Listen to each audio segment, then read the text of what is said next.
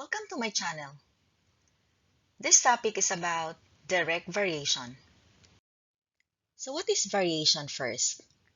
In mathematics, there are two types of quantities, the variables and the constant. The variables, these are x, y, z, or a, b, c, while the constant are simply numbers 1, 2, 3, or 1.5 and 1/2, like that. Now, I'm going to show an illustration or a situation na nagpapakita ng variation. What will happen if you are going to walk faster from school or from home to school? If you're going to increase your speed, it means you're going to consume less time, right? Now, the two variables there are speed of walking and the amount of time. And the distance from home to school, that is now the constant. You notice that if you're going to increase your speed, the less time it covers to arrive to your destination. Okay, now, another example. You're given 2 hours to drive, and the more distance you are going to cover, the more gasoline you needed. So in this situation, the distance and the amount of gasoline are the two variables. And the time given to you, which is 2 hours, is what we call the constant. Now, napansin nyo, sa first example natin, first variable natin nag-increase kasi nag-increase ka ng speed, pero yung time mo ay less. So, nag-decrease yung time. Dito naman, ang nag-increase ka ng distance, so nag-increase din siya ng amount of gasoline. So, this kind of situations or relations between two variables are what we call variation.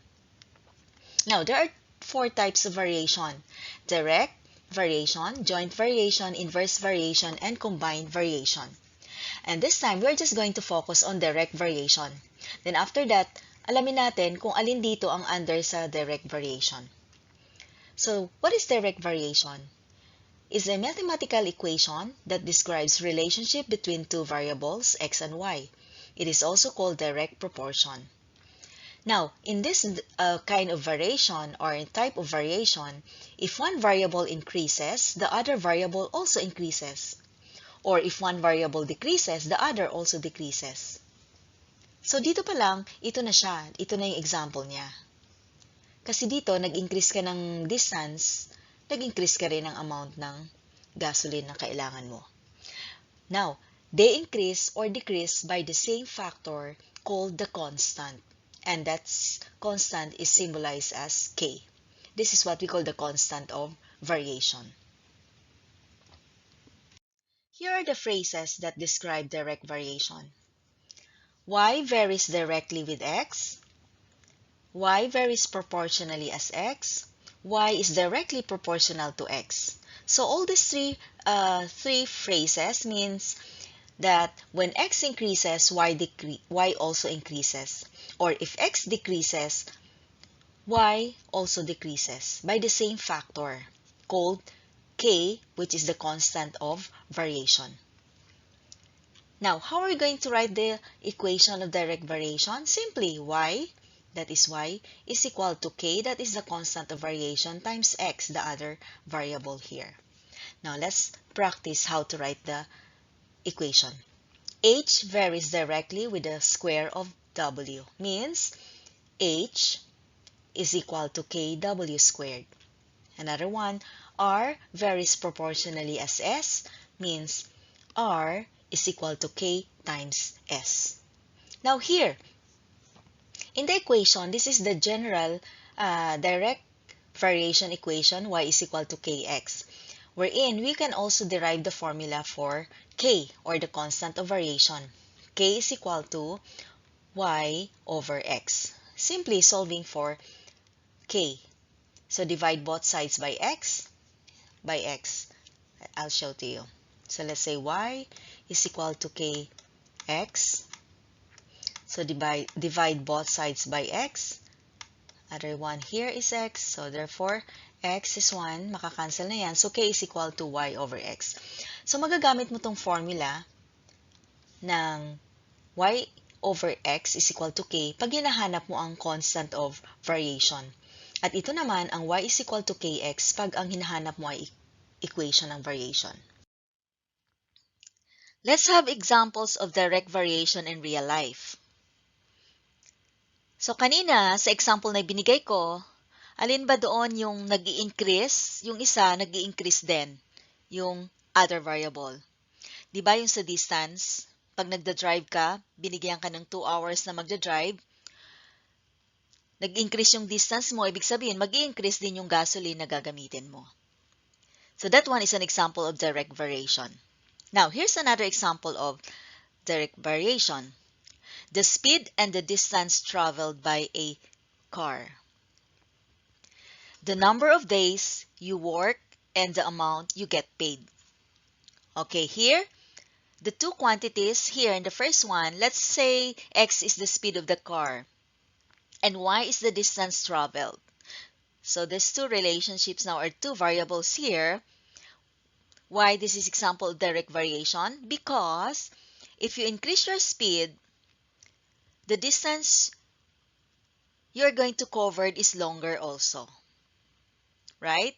And here, or pag nag-decrease ka ng speed, hindi lamang pa-increase it also decrease. Pag nag-decrease yung isa, magdi-decrease din yung other variable.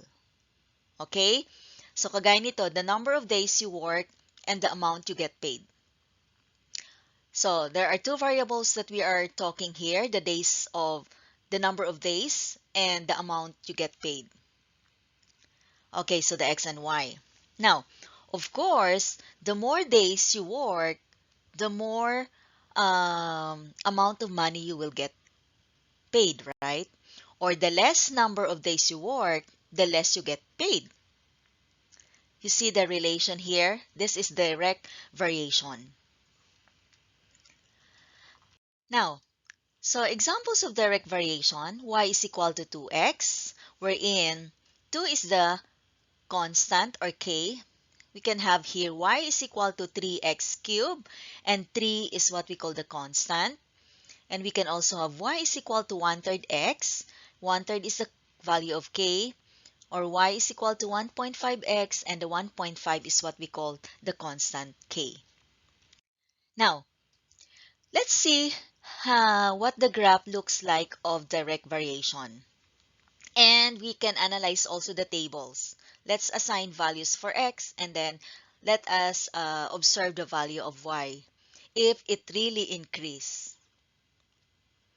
Okay, so let's have an equation of direct variation. Y is equal to 3x.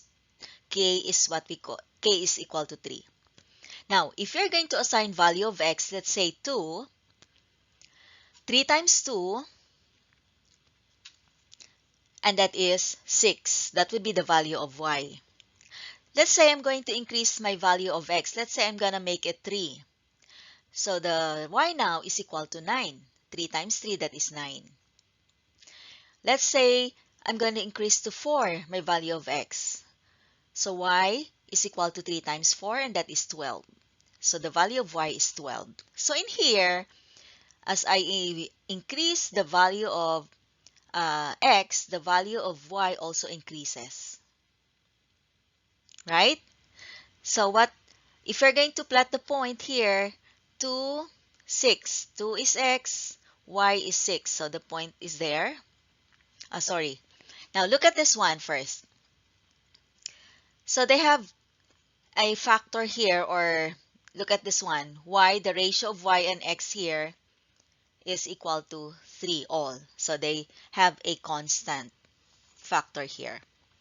Now, let's plot the points now. We have 2 for x and y is 6. So here. And we have 3 for x, 9 for y. So it should be there. And then 4 for x and 12 for y. So it should be there. Okay, so look at the graph now. If we're going to connect this one, that is a straight line. So this is the graph of direct variation looks like. It's a straight line. As the value of x increases here, the value of y also increases. So let's solve some problems about direct variation. So here, y varies directly with x.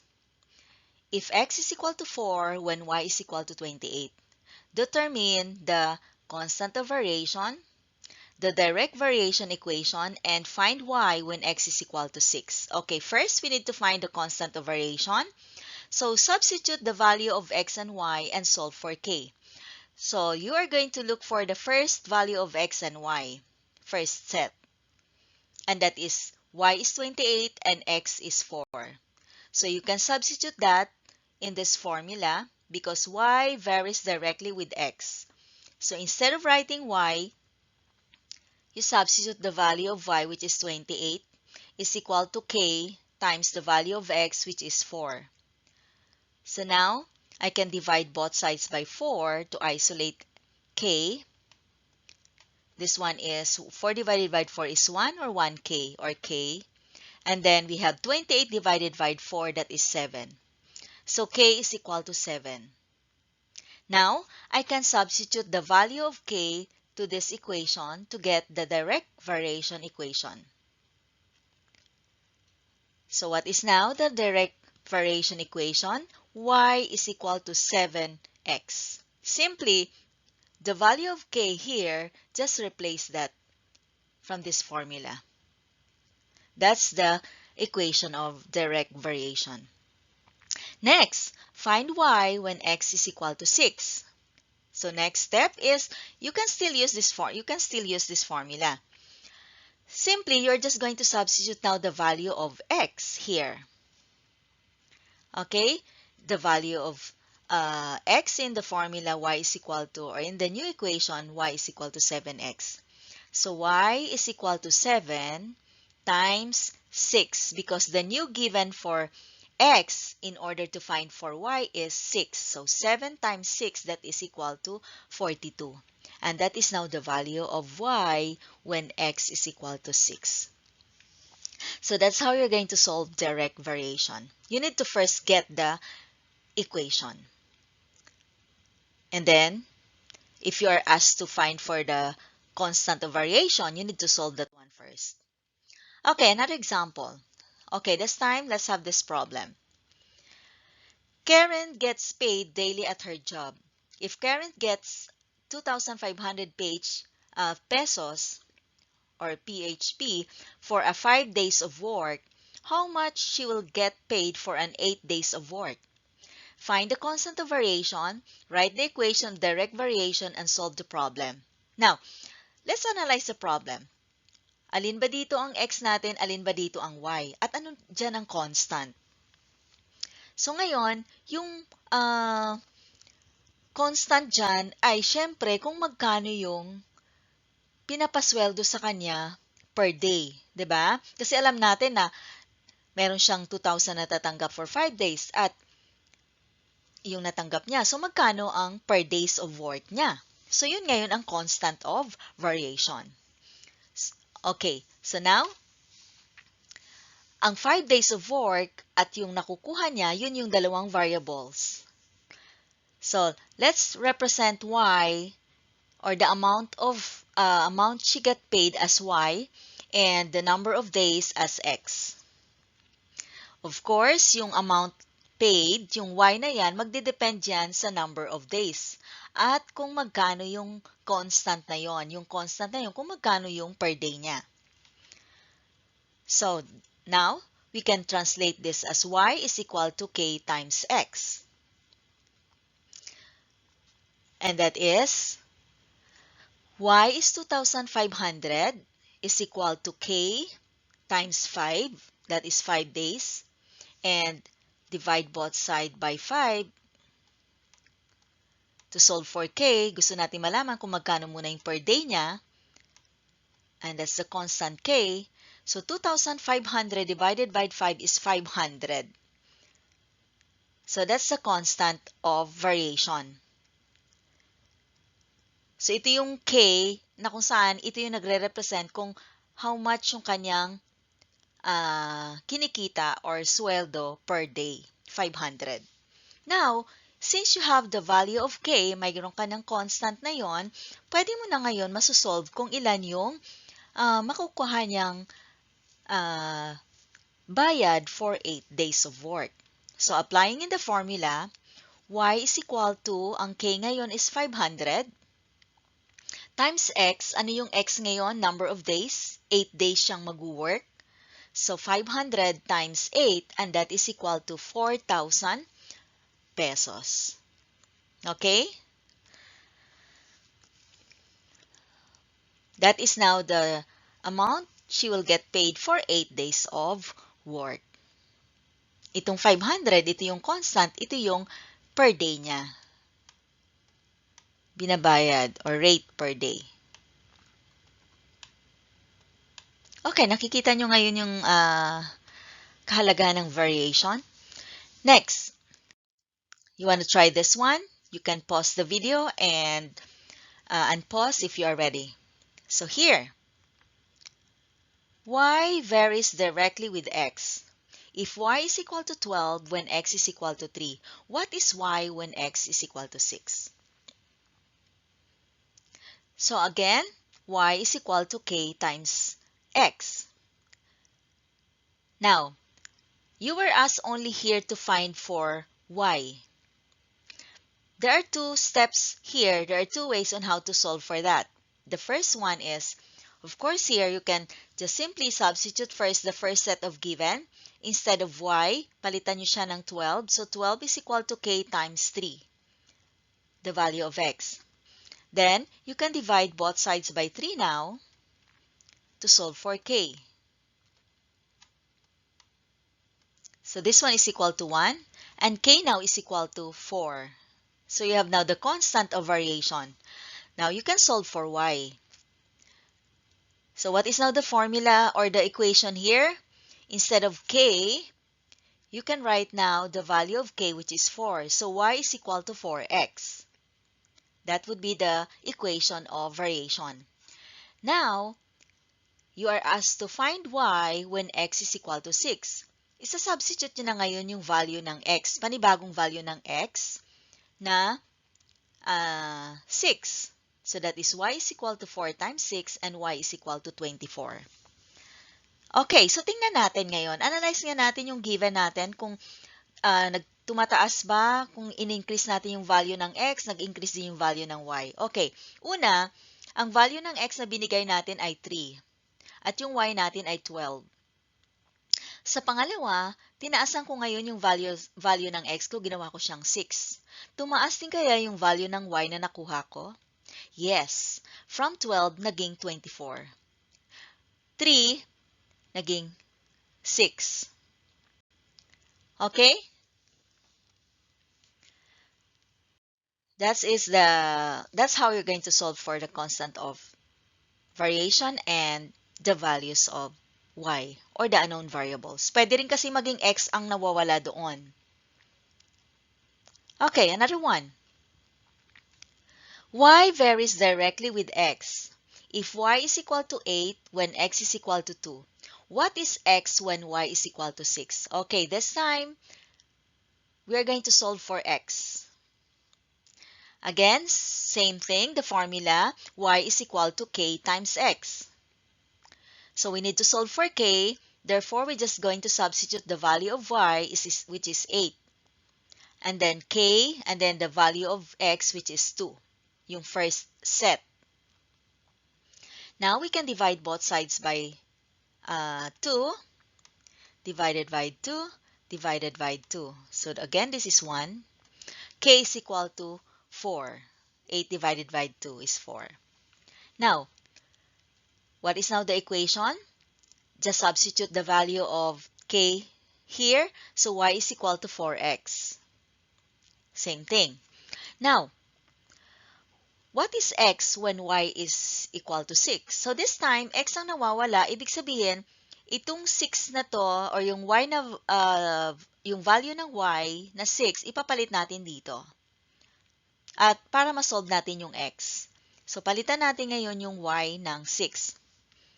Now, di-divide natin both sides by 4. This is again 1. 4 divided by 4 is 1 or 1x. 6 divided by 4, we can reduce that to lowest term by 2. 6 divided by 2 is 3. And 4 divided by 2 is 2. So this is now the value of x. X is equal to 3 over 2. Okay, so hindi lagi whole number. Pwedeng fraction or decimals ang ating magiging result dito. It depends on the given. But still, here, look at this. Una, yung value ng y ko ay 8. At yung value ng x ko ay 2. Ngayon, ang ginawa ko, binabaan ko ngayon yung value na binigay ko sa y. From 8, naging 6. So, napansin nyo ngayon yung value ng x dito. From 2, bumaba siya ng 3 over 2, which is just 1 and 1/2. Okay?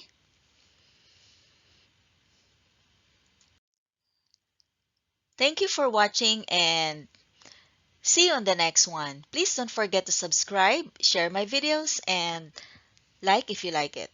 Bye!